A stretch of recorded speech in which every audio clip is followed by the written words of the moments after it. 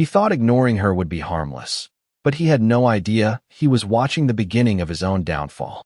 Hello everyone. Before we begin today's story, I have a small favor to ask. Please hit subscribe and turn on the notification bell so you never miss our channel's new videos. It's quick, free, and the best way to support us in bringing you more dramatic stories. Your support means the world to us. Where are you watching from? Drop your city or country in the comments below. Thank you very much. The glass doors of Whitmore Boutique reflected the late afternoon sun, casting golden light across polished marble floors that gleamed like mirrors. And inside, everything whispered exclusivity, from the soft hum of quiet conversations to the delicate rustle of designer fabrics priced far beyond what most people would ever consider reasonable. And that was exactly why no one noticed Claire Whitman when she first stepped inside, her worn sneakers barely making a sound against the marble, her simple jacket blending into the background of luxury that surrounded her. Because in a place like this, attention wasn't given freely, it was earned through appearance, and Claire didn't look like someone who belonged, at least not to the people who worked there. She paused just inside the entrance, her eyes scanning the displays with a calm, observant focus. Not the wide-eyed curiosity of someone overwhelmed, but the quiet recognition of someone who understood more than she let on. Yet no one greeted her. No polite smile. No welcoming word. Just a brief glance from a sales associate who quickly turned away, as if acknowledging her presence might somehow lower the atmosphere of the store. And across the room, Derek Holloway, the boutique's director, adjusted the cuff of his tailored suit, his gaze sharp and practiced as it swept over the space, instantly categorizing every customer, every potential sale, every detail that mattered. And when his eyes landed on Claire, there was a pause, subtle but deliberate, followed by the faintest curl of disapproval at the corner of his lips. He had built his reputation on maintaining a certain image, an environment where only a specific kind of clientele felt welcome, and Claire, standing quietly near the entrance, didn't fit that image in his mind, not even close. A pair of well-dressed customers entered behind her, laughter light and confident. And in an instant, the staff shifted, energy redirecting toward them with practiced enthusiasm, greetings offered, attention given, while Claire remained where she was, invisible in plain sight. And it wasn't long before the contrast became impossible to ignore.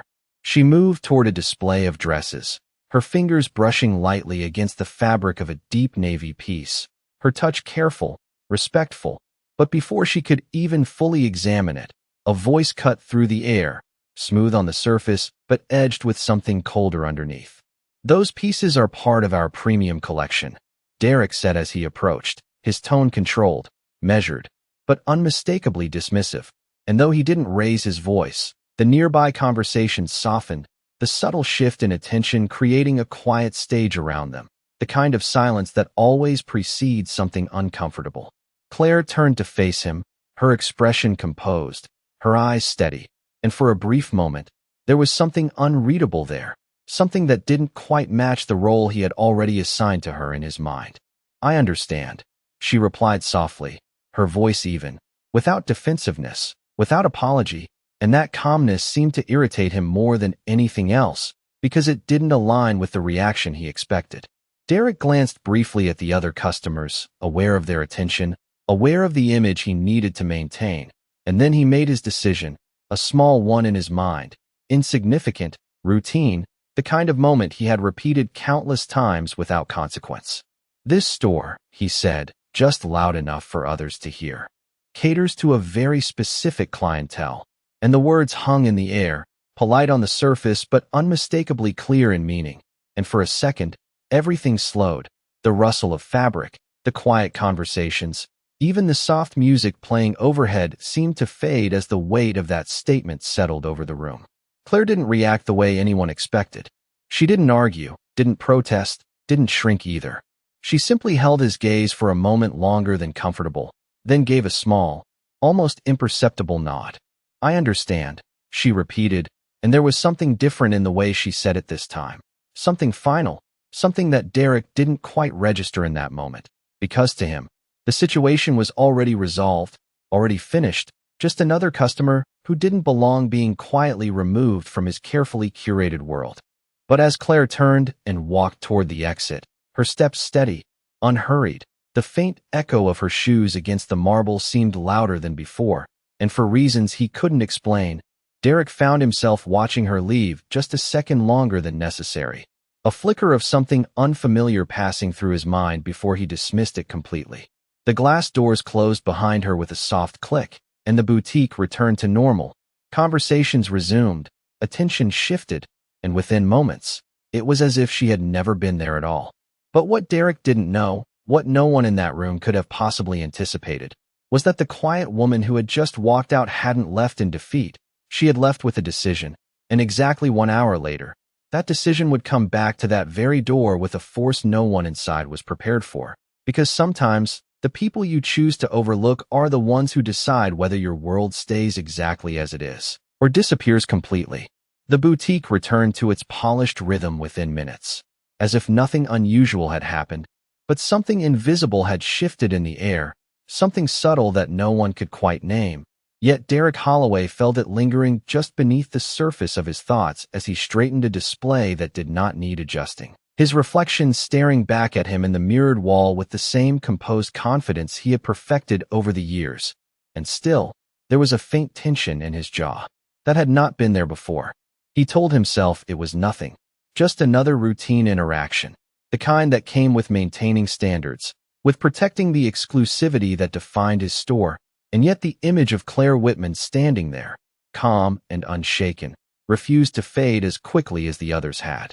Most people reacted, they protested, they tried to explain themselves, or at the very least showed embarrassment, but she had done none of that, and that absence of reaction unsettled him more than any confrontation ever could. Across the boutique, the staff had already moved on, assisting new customers, offering curated suggestions, their voices smooth and practiced, but every now and then, a glance would flicker toward the entrance, as if some part of them expected the door to open again, though no one would have admitted it out loud. Time passed the way it always did in a place like this, measured not by clocks but by transactions, by the quiet exchange of wealth and status, by the steady flow of carefully selected clientele, and slowly, the earlier moment dissolved into the background, filed away as insignificant. Outside, the city moved at its usual pace, traffic humming, sunlight shifting across glass buildings, and Claire Whitman walked several blocks without looking back, her steps neither hurried nor hesitant, her expression unchanged. But behind that calm exterior, a decision had already taken shape, clear and precise. She stopped at the corner of Madison Avenue, pulling out her phone with a motion so natural it drew no attention, and for a brief second, she looked at the boutique's reflection in a distant window, not with anger, not with regret, but with a quiet certainty that made the outcome inevitable. When she spoke, her voice was soft, measured, carrying none of the weight of what her words would set into motion. "Let us proceed," she said simply, and there was a pause on the other end, not of confusion, but of immediate understanding, followed by a response so brief it might have been missed by anyone listening nearby. "Understood." The call ended, and Claire slipped her phone back into her bag, continuing down the street as if nothing extraordinary had just been decided, blending seamlessly into the flow of pedestrians. Just another figure among many, unnoticed, unremarkable. Back inside the boutique, Derek was reviewing inventory reports at the front desk, his focus returning to numbers and projections, the tangible metrics that defined success in his world, and yet every so often, his attention drifted toward the entrance, an unconscious habit he could not explain. He dismissed it each time, reminding himself that control came from discipline, from not allowing distractions to interfere with the environment he had carefully cultivated, and so he adjusted his tie, checked his watch, and continued as usual. The minutes passed, then 30, then 45, the afternoon light shifting subtly across the marble floor, casting longer shadows that stretched toward the displays, and still, everything appeared normal, until the first sign that it was not came in the form of silence, not the curated quiet of luxury, but a deeper pause, as if the rhythm of the street outside had momentarily faltered. A junior associate near the entrance glanced toward the glass doors, her expression changing slightly, curiosity replacing routine, and though she said nothing, That small shift was enough to draw another glance, and then another. Derek noticed it too, his eyes lifting just as the faint reflection of something dark moved across the glass, too deliberate to be coincidence, too synchronized to be random. He turned fully toward the entrance now, the subtle unease from earlier returning, sharper this time, more defined, and just beyond the doors, the first black SUV came into view, its polished surface catching the light as it pulled to a precise stop directly in front of the boutique. A second followed immediately behind it, then a third, each one aligning with exact spacing, engines idling in quiet coordination, and for a moment, the entire store seemed to hold its breath.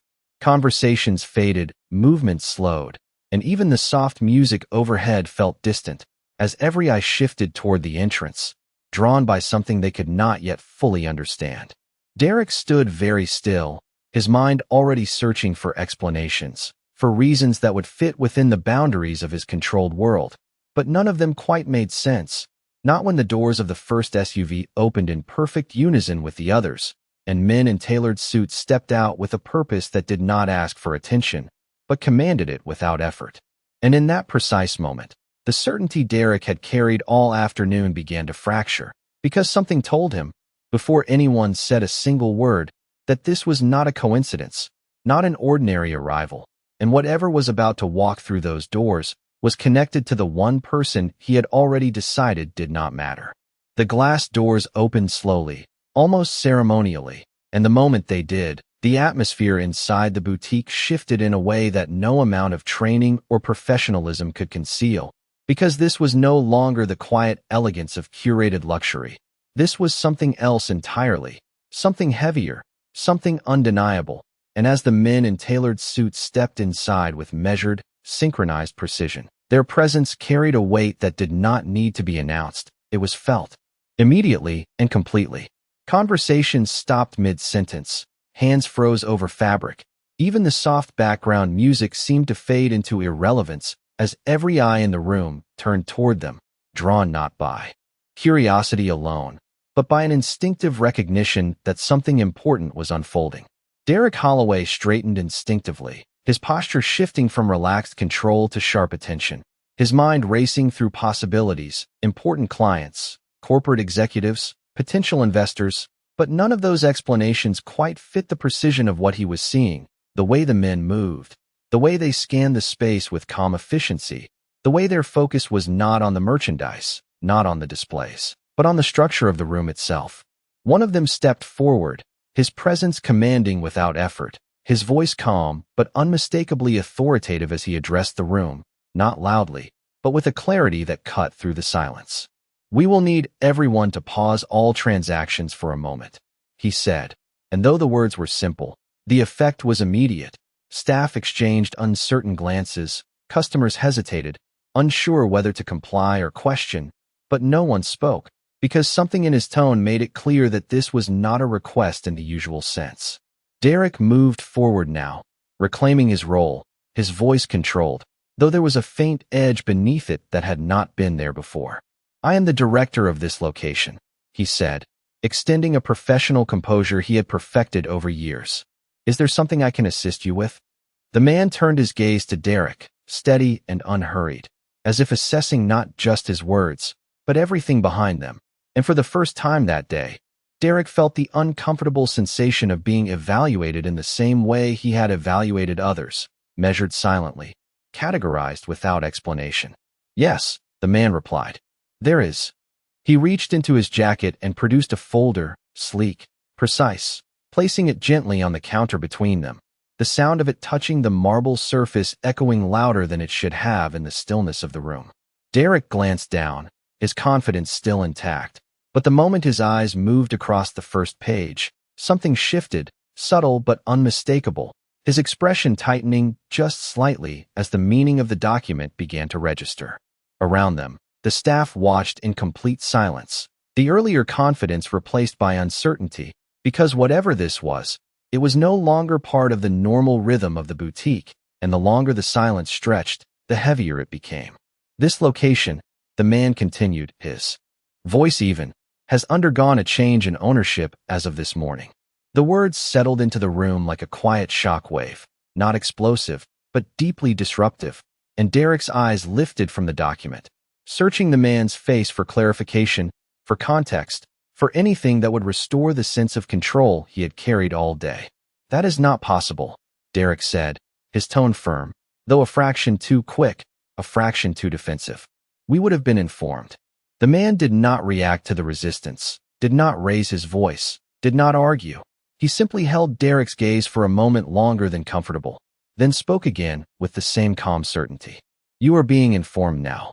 A hush fell deeper over the room, if that was even possible, because now the uncertainty had turned into something else, something closer to realization, and Derek's grip on the edge of the counter tightened ever so slightly, the polished image he had maintained beginning to show the first signs of straying. "And who exactly," Derek asked, choosing his words carefully, "has acquired this property?" The question hung in the air, and for a brief second, no one moved, no one spoke, as if the entire space was waiting for the answer that would define everything that came next. The man glanced briefly toward the entrance, a small, almost imperceptible gesture, but enough to shift every eye in the room in the same direction. And just outside the glass doors, a familiar figure stepped forward, her silhouette framed by the fading light of the afternoon, her posture no longer blending into the background, but commanding attention without effort. Claire Whitman walked toward the entrance with the same steady pace she had used when she left. But this time, the effect was entirely different, because now, every step carried meaning, every movement carried weight, and as the doors opened once again, the quiet woman Derek had dismissed stood at the threshold of the very world that had rejected her, and in that moment, the truth began to settle in with a clarity that could not be denied, because the person he had decided did not belong was now the one who decided whether any of them did. The room did not erupt into chaos. It did something far more unsettling. It fell into a silence so complete it felt deliberate, as if every person present understood, all at once, that whatever was about to happen next would not be undone. And as Claire Whitman stepped fully inside, the soft echo of her shoes against the marble floor carried farther than before, each step measured, unhurried, and impossibly calm. But now, no one overlooked her, no one dismissed her presence, because everything about her had changed without a single visible difference. Derek Holloway remained frozen behind the counter, the document still open in front of him, but no longer the center of his attention, because now his focus was entirely on her, on the woman he had so easily categorized, so quickly dismissed, and for the first time, the certainty he had built his identity on began to collapse under the weight of what he was seeing. Claire stopped a few feet from him, her gaze steady, her posture relaxed but unmistakably in control, and she did not raise her voice, did not demand attention, because she no longer needed to. The room had already given it to her. "Good afternoon," she said simply, her tone polite, almost gentle, but the effect was immediate, because there was no trace of the uncertainty Derek had expected earlier, no hesitation, no need to justify her presence, only quiet authority. Derek opened his mouth to respond, but for a brief moment, no words came, an unfamiliar pause that stretched just long enough to be noticed, and when he finally spoke, his voice was controlled, but no longer effortless. "There must be some kind of misunderstanding," he said, though even as the words left him, they sounded less certain than he intended. Claire's expression did not change, but there was a subtle shift in her eyes, something sharper now, something that reflected not anger, but clarity. "There is no misunderstanding," she replied, her voice still calm, still even, and that calmness carried more weight than any raised voice ever could. Around them, the staff stood motionless, their earlier confidence replaced by a quiet tension, because they were beginning to understand that this was not a situation they could step away from, not one they could ignore, and the longer the silence stretched, the more it demanded recognition. Claire took a small step forward, her attention moving briefly across the room, acknowledging every person who had been there earlier, every face that had watched, that had chosen silence. And though she did not call anyone out directly, that simple glance was enough to make several of them look away. "An hour ago," she continued, her voice steady, "I walked into this store as a customer." The words were simple, but the weight behind them was undeniable, because everyone in the room remembered exactly what had followed. Derek's grip on the counter tightened slightly, the memory now returning with uncomfortable clarity, no longer insignificant, no longer routine, but something else entirely. "And I was told," Claire said, pausing just long enough for the silence to deepen, "that I did not belong here." No one spoke, no one moved, because there was nothing to interrupt, nothing to defend, only the truth of what had already happened, laid out in a way that could not be dismissed.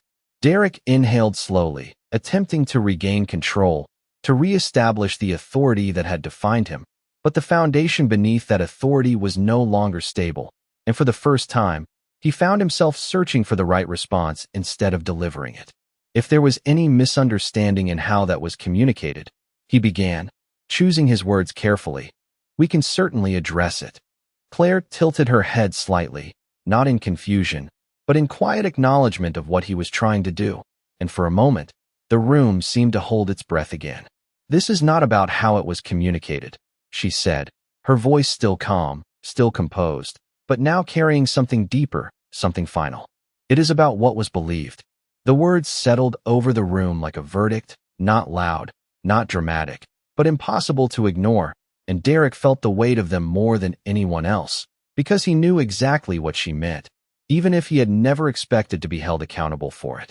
Claire glanced briefly at the man who had first spoken, and he gave a slight nod, as if confirming something already decided, already in motion, and when she looked back at Derek, there was no hesitation left, no uncertainty, only quiet resolution.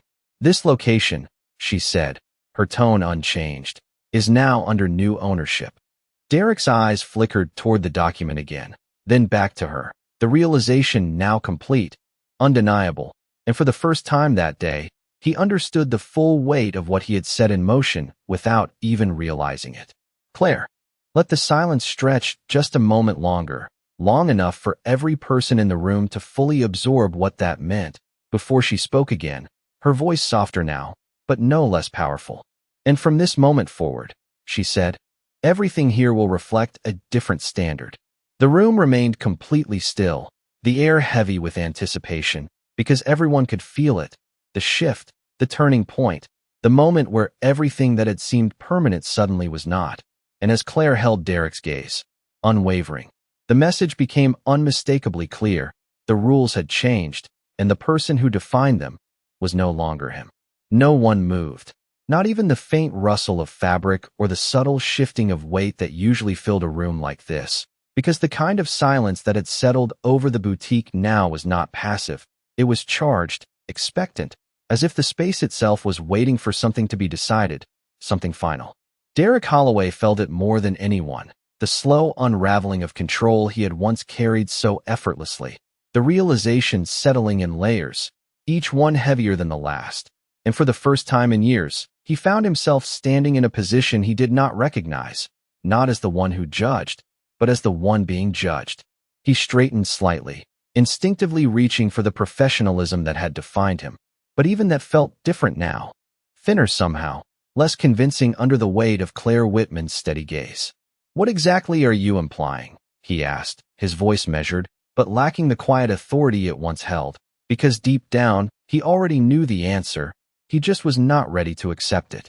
Claire did not respond immediately, and that pause was deliberate, not hesitation, but control, the kind that made every second stretch just enough to be felt, and when she finally spoke, her voice remained calm, almost gentle, but it carried a precision that left no room for interpretation. "I am not implying anything," she said. "I am stating what will change." The words were simple, but they landed with undeniable weight, because this was no longer about the past moment, not just about what had been said or done. This was about what would follow, and everyone in the room understood that instinctively. Claire took a slow step forward, closing the distance between them just enough to shift the dynamic completely, not aggressively, not confrontationally, but with a quiet certainty that made it clear she no longer needed to defend her place there. "This store has operated under the assumption," she continued, her eyes moving briefly across the staff before returning to Derek, "that appearance determines value." Several employees lowered their gaze, the truth of that statement too familiar to ignore, and though no one spoke, the silence itself became an admission. Derek inhaled, preparing to respond, to challenge, to reassert something, anything. But the words did not come as easily as they once would have, because now, every argument felt insufficient before it even left his mind. "We maintain a standard," he said finally, though the phrase sounded weaker than he intended, stripped of the certainty that had once made it effective. Claire's expression softened slightly, not in sympathy, but in understanding, as if she had expected that exact response. "Standards are not the problem," she replied. "How you define them is." The room went still again, if that was even possible, because the conversation had shifted beyond a simple disagreement. Beyond a single moment of misjudgment, it had become something larger, something that reached into the foundation of everything Derek believed about the world he operated in. Claire let the silence sit for a moment, allowing the weight of her words to settle, before she continued, her tone unchanged, but now carrying a quiet finality. "Effective immediately," she said. "This location will be temporarily closed for review." A subtle ripple moved through the staff, not loud, not chaotic, but undeniable, the kind of reaction that comes when reality shifts faster than expectation can keep up, and Derek's head lifted slightly, the first visible crack in his composure widening just enough to be seen. "You cannot just shut down operations without notice," he said, his voice firmer now, reaching for the authority he had lost, but it did not land the same way it once would have, not in this room, not in this moment. Claire held his gaze, unwavering, her calm unbroken. "Ownership allows for many things," she said quietly, "including this." The man beside her stepped forward just slightly, not to intervene, but to reinforce what had already been said, his presence alone enough to make it clear that this was not a discussion, not a negotiation, but a decision already made. Around them, the staff began to understand fully, not just the shift in ownership, but the shift in consequence, the reality that what had seemed like a small, dismissible moment an hour ago had led directly to this, and there was no reversing it.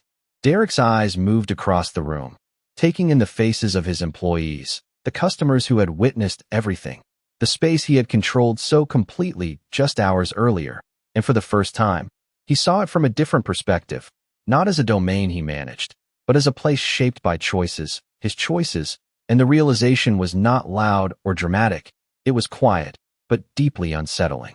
Claire turned slightly, her attention moving toward the entrance again, as if signaling that the next steps were already in motion, already unfolding beyond this moment. And before she took another step, she paused, just briefly, her voice soft but unmistakably clear as she spoke one final sentence into the silence. "Respect is not something you offer selectively," she said. "It is something you reveal consistently." No one responded, no one could, because the truth of it did not invite argument.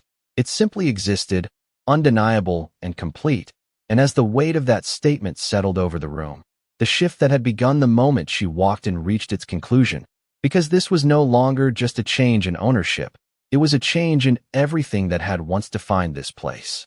The decision did not echo loudly. It settled, heavy and irreversible, like a door closing in a room where no one realized they were still inside. And for a moment, no one knew what to do next, because the world they had been operating in just minutes ago no longer applied, and the rules that once felt fixed had quietly shifted beneath their feet. Derek Holloway remained standing where he was, but something about him had changed, not his posture, not his appearance, but the certainty that once defined every movement, every word, that was gone, replaced by a stillness that felt unfamiliar, almost exposed. And as he looked around the boutique, the place he had managed, controlled, curated so carefully, it no longer felt entirely his. The staff began to move, slowly at first, uncertain, glancing toward Claire Whitman and the men beside her, as if waiting for confirmation that this was real, that the instructions they had just heard were not temporary, not negotiable. And when that confirmation did not come in words, but in the unwavering calm of her presence, they began to comply. One associate gently informed a customer that transactions would need to be paused, her voice polite, but noticeably less confident than before. Another began securing displays, movements careful, deliberate, as if aware that every action now carried a different meaning.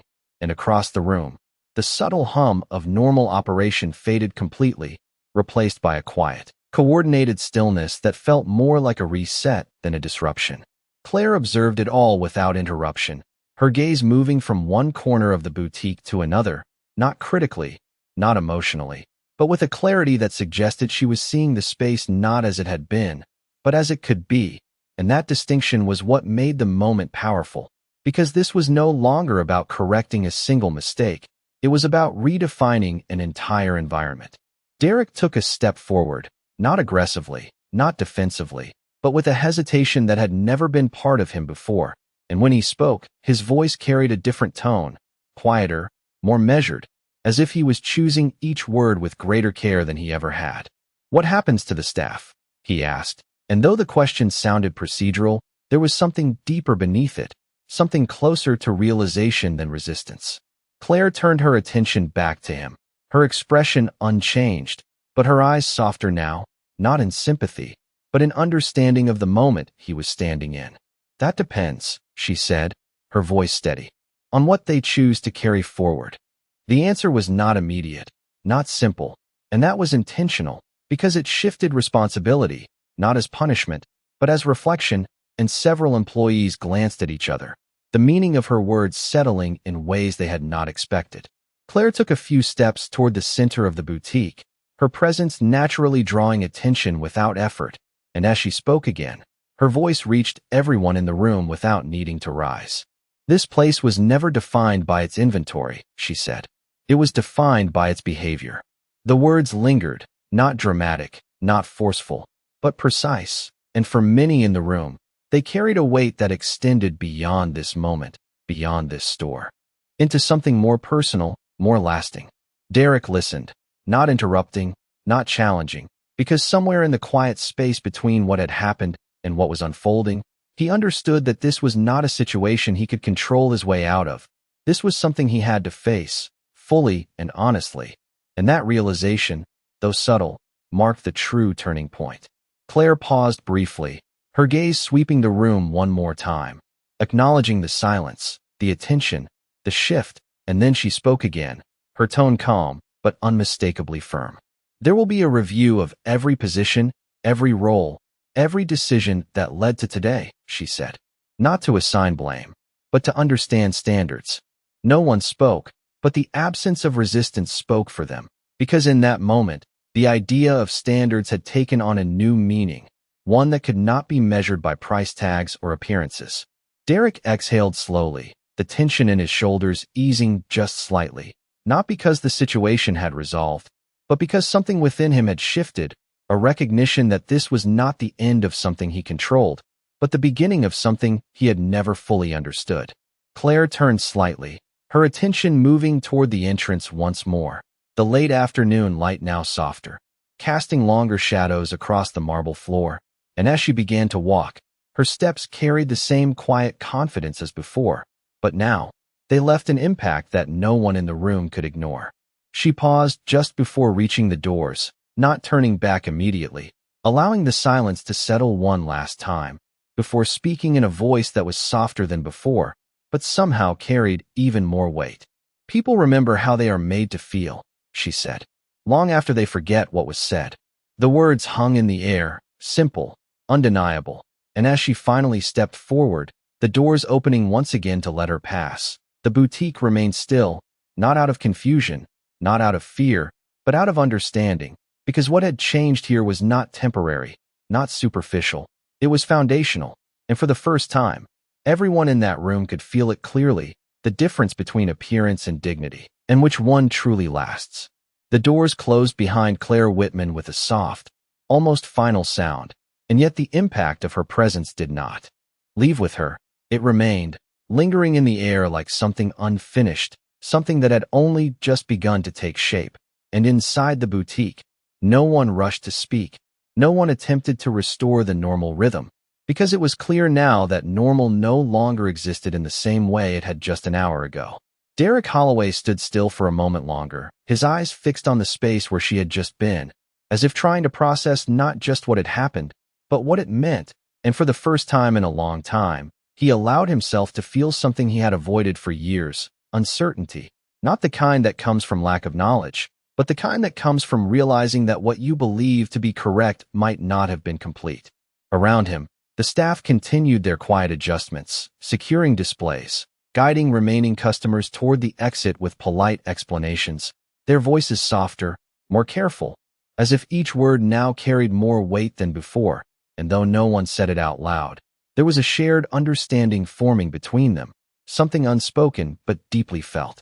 One of the junior associates paused near the counter, glancing toward Derek as if expecting direction, but when he did not immediately respond, she hesitated, then continued on her own, and that small moment did not go unnoticed because it marked a subtle shift in the dynamic that had once been so clearly defined. Derek exhaled slowly, then finally moved, stepping away from the counter, the document still resting where it had been placed, its presence no longer abstract, no longer distant, but entirely real, and as he picked it up again, his eyes moved across the pages with a different focus this time, not searching for errors, not looking for a way to challenge it, but understanding it, accepting it, piece by piece. The language was precise, legal, undeniable, but beyond the words, beyond the clauses and signatures, there was something else embedded in it, something that extended beyond ownership, beyond authority, something that spoke to the shift that had just taken place. He closed the folder slowly, his reflection catching briefly in the polished surface of the counter, and for a moment, he barely recognized the expression looking back at him, not because it was unfamiliar, but because it lacked the certainty he had always relied on. Across the room, two employees exchanged a quiet glance. Then one of them spoke, her voice tentative but sincere. She did not raise her voice. She said softly, more to herself than anyone else. The other nodded, understanding immediately what she meant, because it was not the volume that had carried power, it was the control, the clarity, the certainty, and that realization settled deeper than any instruction could have. Derek heard it, even though it was not directed at him, and the truth of it resonated in a way he could not ignore, because he had spent years believing that authority came from maintaining distance, from controlling access, from deciding who belonged and who did not. But what he had just witnessed challenged that completely. He walked slowly toward the center of the boutique, his steps measured, his gaze moving across the space with new awareness, seeing not just the displays, not just the arrangement of luxury, but the environment itself, the subtle cues, the unspoken signals that defined who felt welcome and who did not. And for the first time, he saw them clearly. The polished surfaces, the selective greetings, the quiet judgments, all of it had created something that felt exclusive, but now, in this moment, it also felt incomplete. He stopped near the entrance, looking out through the glass doors at the street beyond, where the SUVs were no longer parked, where the city had resumed its usual rhythm, and yet the contrast between outside and inside had never felt more pronounced. Inside, everything had changed, even if it looked exactly the same. A senior associate approached him carefully, her voice respectful, but carrying a new kind of awareness. "What should we do next?" she asked. Derek did not answer immediately, not because he did not hear her, but because for the first time, he was considering the question differently, not as someone issuing instructions, but as someone reevaluating the foundation those instructions were built on. He turned back toward the boutique, taking in the faces of his team, the quiet anticipation in their expressions, and when he finally spoke, his voice was steady, but different, less absolute, more intentional. "We wait," he said. The answer was simple, but it carried meaning, because waiting, in this moment, was not passive, it was reflective, it was necessary, and as the words settled, the room seemed to accept them, not as a command, but as a shared understanding. The silence returned once more, but it was no longer the same silence as before. It was not filled with tension or uncertainty. It was filled with awareness, with the quiet recognition that something important had shifted, something that could not be undone. And in that stillness, one truth became impossible to ignore. The power in that room had not come from the loudest voice or the most expensive suit. It had come from the person who understood exactly who she was and did not need anyone else to confirm it. And that was something Derek could not stop thinking about, because for the first time, he realized that the measure of a place was not who it kept out, but how it treated the people it let in. The boutique did not reopen the next day, or the day after that, and for the first time in years, The polished glass doors remained closed during peak hours. The lights dimmed just enough to signal that something inside was being reconsidered, not repaired, not rushed, but carefully examined. And word began to spread, quietly at first, then with growing curiosity, because places like this were not supposed to pause. They were supposed to operate flawlessly, seamlessly, without interruption, and yet here it was, standing still in the middle of a city that never did. Inside, the atmosphere had changed completely, not just in action, but in tone, in presence, in the way people carried themselves.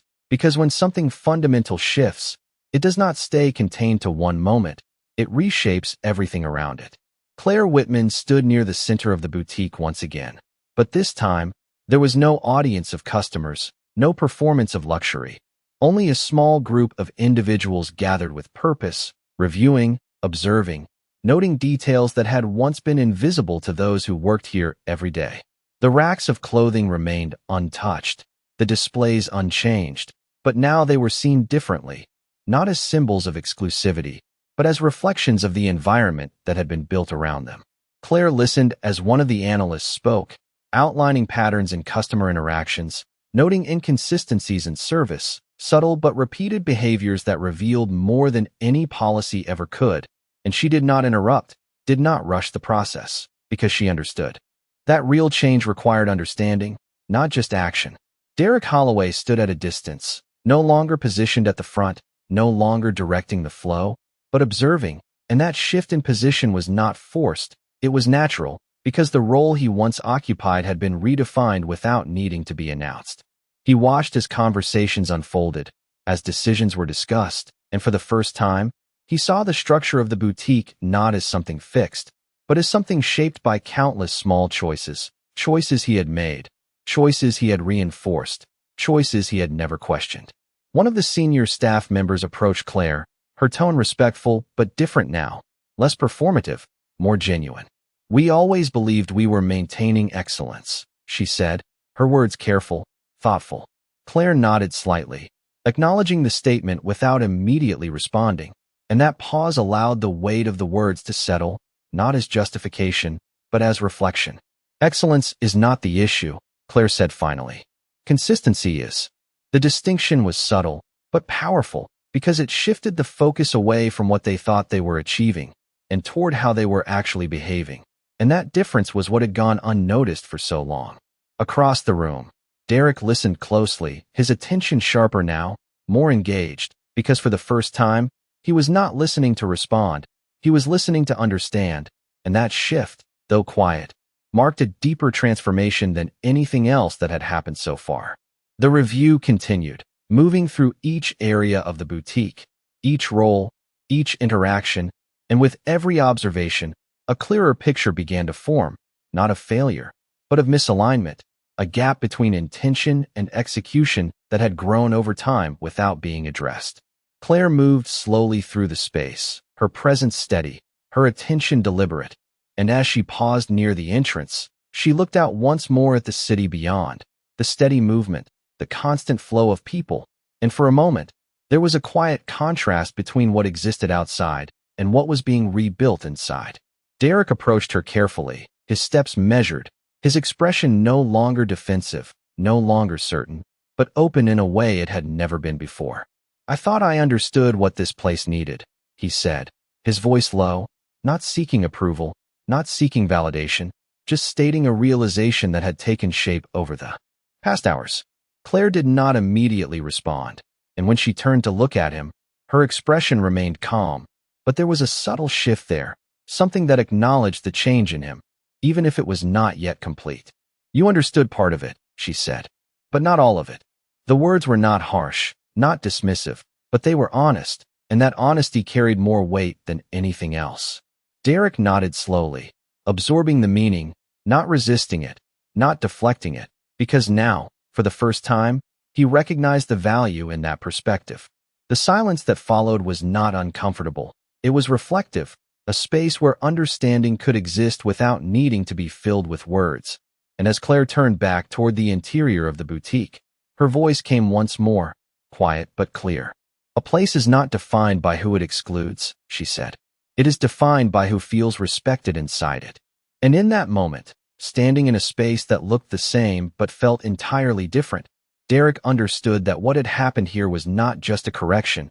It was a transformation, one that would not be measured in sales or status, but in something far more lasting, something that could not be displayed in a window or priced on a tag, because it existed in every interaction, every choice, every moment where someone either felt seen or invisible. The boutique reopened on a quiet morning, not with grand announcements or dramatic displays, but with a subtle shift that could only be felt by those who stepped inside. Because everything looked the same at first glance, the marble floors still gleamed, the lighting still cast that soft golden glow, the collections remained carefully arranged, but something deeper had changed, something that could not be seen, only experienced. And the moment the first customer walked through the doors, that difference became undeniable. There was no hesitation at the entrance, no silent evaluation, no invisible barrier waiting to decide whether they belonged. Only a simple, genuine greeting, offered without calculation, without judgment, and that small change carried more impact than any redesign ever could. Claire Whitman stood quietly near the back of the boutique, not at the center, not drawing attention, simply observing, her presence calm, her role no longer needing to be asserted because it had already been established. And as she watched the interactions unfold, there was no need for correction, no need for intervention, because the shift she had set in motion had taken hold in a way that did not rely on her being there. Derek Holloway stood near the entrance, but not in the same way he once had, not as a gatekeeper, not as someone deciding who deserved access, but as someone learning what it meant to create an environment where that decision was no longer necessary. And though his posture remained composed, there was a difference in the way he greeted each person, a sincerity that had replaced the quiet calculations he once made instinctively. A woman entered wearing simple clothing, her steps cautious at first, as if expecting the same silent judgment that had once defined this space. And for a brief moment, the memory of what had happened here lingered in the air, invisible but present, and Derek saw it, recognized it, because he had been the one who created that feeling before. He stepped forward, not with practiced politeness, but with genuine intention, and as he greeted her, there was no trace of dismissal, no subtle distancing, only respect, given freely, without condition, and the woman's expression shifted almost immediately, the tension easing, replaced by something quieter, something more human, and in that moment, the change became real, not theoretical, not procedural, but lived. Across the boutique, the staff moved with the same awareness, not forced, not scripted, but intentional, and the environment responded accordingly, the space feeling different not because of what it displayed, but because of how it treated those within it. Claire observed it all without interruption, her eyes steady, her presence calm, and for the first time since she had walked through those doors, there was no need for silence to carry meaning, because now, the meaning was reflected in action, in consistency, in the small, everyday interactions that defined the experience of being there. Derek glanced toward her briefly, not seeking approval, not seeking acknowledgement, but simply recognizing the shift that had taken place, and when their eyes met for a moment, there was no tension, no imbalance, only understanding, the kind that does not need to be spoken to exist. The boutique continued its day, customers moving through the space, conversations unfolding naturally, transactions resuming. But now, everything carried a different tone, one that could not be measured in numbers or reflected in reports, but was unmistakable to anyone who experienced it. Claire turned slowly, walking toward the exit once more, her steps quiet, her presence no longer required to maintain what had been created, because the foundation had changed, and that change would sustain itself. As she reached the door, she paused briefly, her gaze moving across the boutique one last time, not to evaluate, not to confirm, but to acknowledge, and then, without a word, she stepped outside, the city welcoming her back into its constant motion, unchanged, yet somehow different. Inside, the boutique continued, not as it had been, but as it had become, a place where appearance no longer determined value, where presence was not questioned, where respect was not selective, and in that quiet transformation, Something far more valuable than luxury had taken root. Respect is always revealed when you least expect it. If you believe in stories that uncover truth and dignity, hit like and subscribe because the next story might change the way you see the world. Thank you for watching.